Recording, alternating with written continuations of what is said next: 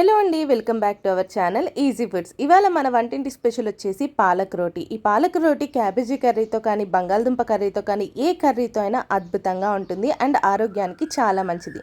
ఎప్పుడూ ఒకటే రకంగా రోటీ చేసుకునే కంటే ఈ విధంగా ట్రై చేశారనుకోండి, చాలా ఇష్టంగా తింటారు ఇంట్లో వాళ్ళు. ముందుగా పాలకూర కట్టనైతే ఒకటి తీసుకోవాలి, 4 నుంచి 5 వెల్లుల్లిపాయలు తీసుకోవాలి, పచ్చిమిరపకాయలు కూడా 4 నుంచి 5 తీసుకోవాలండి, పెద్దవైతే 2 సరిపోతాయి. వీటన్నిటినీ కూడాను మిక్సీ జార్లో వేసుకొని మిక్సీ పట్టాలి. ముందుగా వాటర్ పోసుకొని మిక్సీ పట్టుకున్నాం అనుకోండి, మొత్తం జారు అయిపోతుంది. ముందు ఒక తిప్పిన తర్వాత అందులో కాసిన్ని వాటర్ పోసి పట్టుకుంటే మనకి ఎన్ని వాటర్ పడతాయి అన్నది మనకు ఒక ఐడియా వస్తుంది. సో ఎక్కువ వాటర్ పట్టేసుకోకండి. మనం పిండి ఎంతైతే కలుపుకుందాం అని అనుకుంటున్నామో దానికి తగ్గట్టుగా మీరు ఎక్కువ పిండి కలపాలనుకుంటే, ఒక 5-6గురికి కలపాలనుకుంటే 2 పాలకూర కట్టలను తీసుకోండి, తగినన్ని వాటర్ పోసుకోండి. ఈ వాటర్తో మాత్రమే మనం పిండిని మొత్తాన్ని కలుపుకోవాలని గుర్తుపెట్టుకోండి.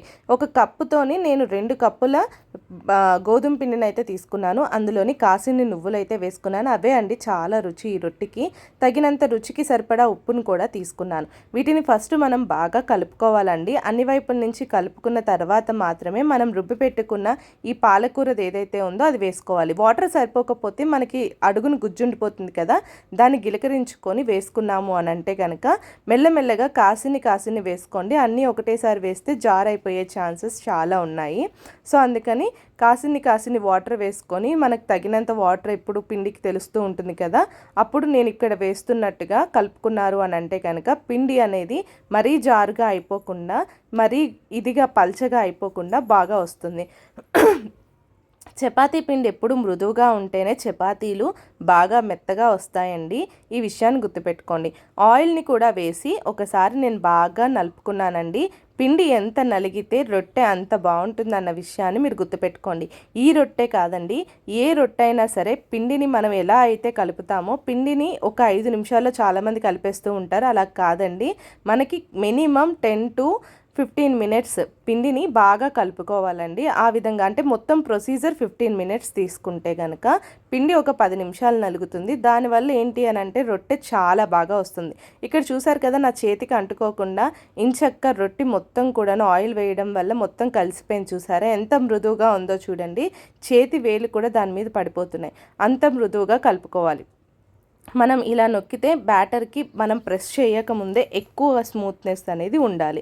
సో ఒక 10 నుంచి 15 నిమిషాలు మనం కంగారుగా చేసుకోవాలనుకుంటే పెట్టుకోవచ్చు. లేదు మనకు కొంచెం ఆలస్యమైన పర్లేదు కలిపి పెట్టుకుంటా అంటే ఒక అరగంట నానింది అనుకోండి, చాలా బాగుంటుంది. తర్వాత నాకు కావాల్సినంత మేరకు నేను ఉండలను అయితే చేసుకుంటున్నాను. ఇంట్లో వాళ్ళు తినే వాళ్ళు ఎవరైతే ఉన్నారో ఫస్ట్ వాళ్ళకి చేసుకోవడానికి 2 ఉండలు తీసుకున్నాను. మిగతా పిండిని మూత పెట్టుకున్నాను. పిండి అలా మూత తీసి ఉంచితే ఆరిపోయే ఛాన్సెస్ చాలా ఉన్నాయి. మనం స్టవ్ వెలిగించుకొని దానిపైన చపాతీ పెనం పెట్టుకొని మొత్తం ఫస్ట్ ఆయిల్ రాసుకోవాలండి. ఈ ట్రిక్ మీరు పాటించండి. ఈ టిప్ని చాలా బాగా ఉపయోగపడుతుంది. ఫస్ట్ అలా ఆయిల్ రాసుకున్న తర్వాత మీరు గనక చపాతీని వేశారనుకోండి, అన్నీ మృదువుగా వస్తాయి.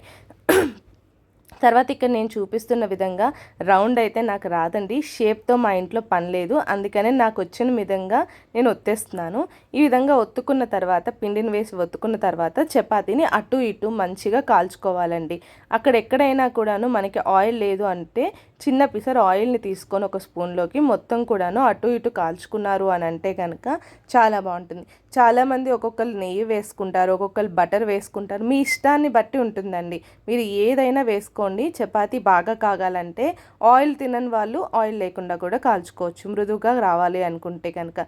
ఇలా 2 వైపులా ఎర్రగా కాల్చుకోవాలండి. అప్పుడే టేస్ట్ బాగుంటుంది. ఎందుకంటే పాలకూర పచ్చివాసన ఉంటుంది కదా, ఆ పచ్చివాసన పోతుందన్నమాట. లేదు మనం కొంచెంగానే కాలి సగంగా తీసేస్తే పాలకూర పచ్చిదనం అనేది మనకి నోటికి రుచికి తెలుస్తుంది. అలా తెలిస్తే బాగుండదు కదండి. కొంతమంది తింటారు, కొంతమంది ఇష్టంగా తినరు. అందుకనే బాగా కాలనిచ్చారనుకోండి ఎర్రగా అటు ఇటును చాలా బాగుంటాయి. అలా అని గట్టి పడిపోవండి, చాలా మెత్తగా ఉంటాయి. తర్వాత నేను ఒక పళ్ళెని తీసుకొని ఇక్కడ సర్వ్ చేయడానికి సిద్ధపడిపోయాను. ఒక రోటీ అయిపోయింది, 2వ రోటీని కూడా ఒత్తేసానండి. అది కూడా ప్లేట్లోకి తీసుకున్నాను. ఈరోజు క్యాబేజీ కర్రీ చేశాను, దాంతో సర్వ్ చేశాను. ఈ వీడియో నచ్చితే ఖచ్చితంగా లైక్, షేర్ అండ్ సబ్స్క్రైబ్ చేసుకోవడం మర్చిపోకండి.